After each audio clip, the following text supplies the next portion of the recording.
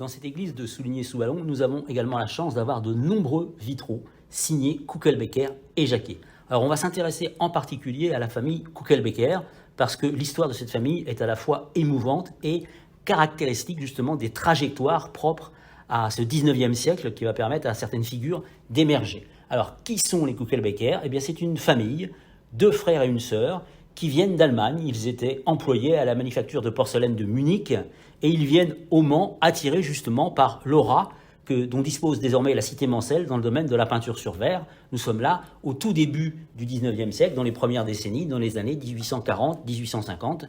Ils viennent attirés justement par la notoriété d'Antoine Lusson qui avait réalisé la première verrière archéologique néo-gothique. Mais il s'avère que leur approche technique, proche de la porcelaine et de l'émaillage, est incompatible avec la volonté archéologique d'Antoine Lusson, c'est-à-dire reproduire des vitraux tels qu'on les faisait au Moyen-Âge. Donc cette première arrivée au Mans est un échec. Ils vont vivre dans une extrême pauvreté jusqu'au moment où ils vont devenir employés de la fameuse fabrique de vitraux peints des Carmélites. Et là, par contre, ils vont jouer à l'intérieur de ce personnel civil de cette communauté religieuse un rôle très important, aussi bien dans la réalisation purement technique des vitraux, la peinture sur verre, mais aussi dans l'organisation même de l'atelier. Et les carmélites vont découvrir que malheureusement pour eux vivent toujours dans la pauvreté. Donc elles vont leur venir en aide. Il va y avoir effectivement différents épisodes dans l'histoire de cette famille, puisque les carmélites, après la guerre de 70, vont se retirer.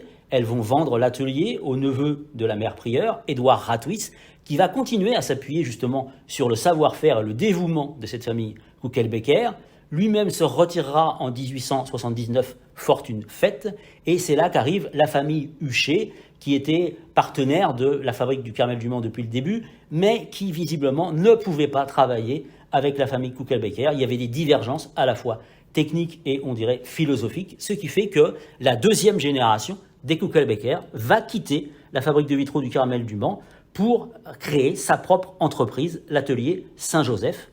Afin de pérenniser l'entreprise, ils vont s'associer avec un artiste manceau, Jacquet, et réaliser quelques vitraux, puisque malheureusement, ce sont des bons techniciens, mais pas des commerciaux, ce qui fait que l'entreprise va très rapidement péricliter. Mais c'est vraiment une histoire singulière, celle des artistes allemands qui se retrouvent en France, confrontés à des tensions internationales, avec notamment l'épisode de la guerre de 70, et puis surtout, le plus étonnant encore, cette famille Kuckelbecker est une famille de protestants. On connaît le rapport à l'image des protestants et c'est assez étonnant qu'ils aient passé leur vie entière, leur carrière entière à réaliser des images chrétiennes.